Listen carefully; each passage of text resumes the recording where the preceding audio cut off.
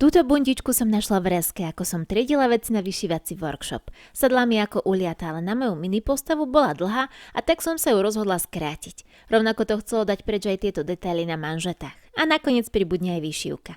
Skrátila som ju teda o jeden gombík, ale musela som aj párať, keďže predná časť bola tak trochu zvláštne ušitá.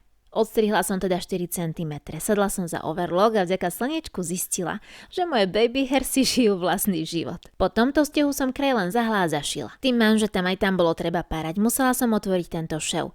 Vďaka tomu som tú pracku na gombík šikovne odpárala a oba rukavy aj skrátila, čím som dala preč aj gombík. Všetko som späť zašila, naozaj po pár minútach sú výsledkom krásne čisté rukávy s decentným rásporkom. Poďme ju skúsiť, myslím, že teraz mi oveľa lepšie sedí. A ešte ideme vyšívať. Vytlačila som si zrkadlovo 2 pivonky a prekreslila ich na ramená bundy.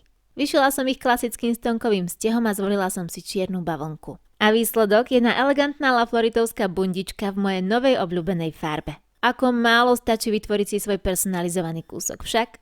Robíte to taktiež? Dajte mi vedieť dolu do komentára.